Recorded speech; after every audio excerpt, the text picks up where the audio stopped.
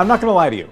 If it feels like the YouTube algorithm is ignoring your smaller YouTube channel, that might be because it actually is. But there is also a simple way that you can address this. We wanted to find the ultimate answer to why channels feel like they get stuck in the land of no views. So we went straight to the source. Oh my gosh, the algorithm changed. I'm not getting as many views. That's Todd. He works at YouTube, and he knows the YouTube algorithm like the back of his hand. He's also, friends with Mr. Beast. So if there's anybody that knows how to get on the good side of the YouTube algorithm, it's gonna be Todd. Todd actually gave us 5 YouTube insights that you're not gonna hear on any other YouTube algorithm video. It was his last tip that especially threw me off, so trust me here. Watch these tips and watch them in order if you want your small channel to turn into a big one. Choose to ignore these tips, and the YouTube algorithm may just keep ignoring you. So let's get into it. Here's what creators have gotten wrong about the YouTube algorithm. The main job of the algorithm is to serve the user when they show up.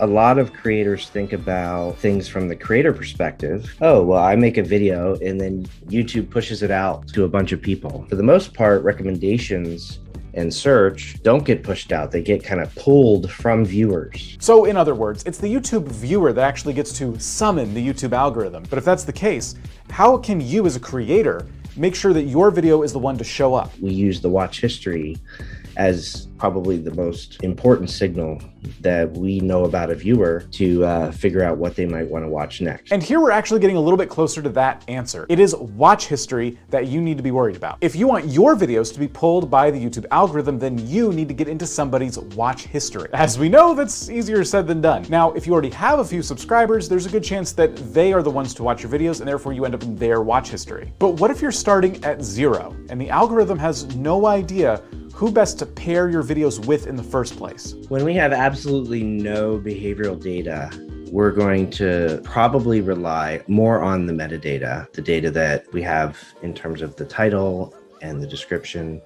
And I would say search is probably the first place for fresh videos. You upload a brand new video around Minecraft, we're going to consider that video when somebody searches for Minecraft based on the title and description. Okay, so this is helpful. YouTube search, your title and your description, these are things you can be focused on to start bringing in those new viewers when you're starting from 0. But maybe you feel like you're already doing this and yet you're still struggling. What else could possibly be wrong? Todd had an answer to that too. I would discourage creators from trying to compete in the most competitive spaces in the world. And so rather than go after the Minecraft query, for example, you might want to find a niche that isn't already being served by a million other videos. As you search around, maybe use Google Trends, spend time looking at what viewers see and see where can you produce the best video that's going to be better than what's already there, because that's where the opportunity is. I love it that an employee at YouTube is calling a spade here. YouTube is inherently a competitive space. At the end of the day, your success on YouTube is going to depend on you making videos that stack up against the competition you have. And it would be so nice if our high quality videos that we make could compete in any niche on YouTube, but that's just not how it works. So as a creator, you need to be really thoughtful and strategic about which niche on YouTube you decide to enter into. But there was something else that Todd said that caught me completely by surprise. I wouldn't rely entirely on YouTube as the only way to drive attention to your content.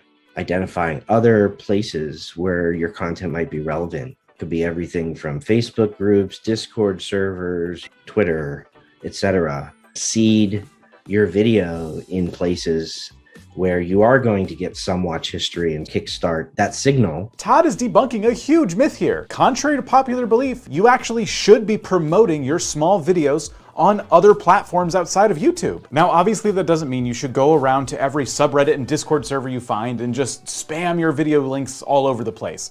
Relevance is going to be key here. You want to go to the places where your community is hanging out, and you want to provide videos and maybe clips from your videos that can help them perhaps with a problem they're having. And if you choose to disregard that last bit of advice, then I would highly caution you here, because you could end up paying for it. YouTube's not exactly, once again, going to know who to pair it with. So really be thoughtful when you're sharing your content outside the platform. Wow, gotta work. I have 3 more paragraphs. Don't buy cats. If you want to be a YouTuber, that's the real advice.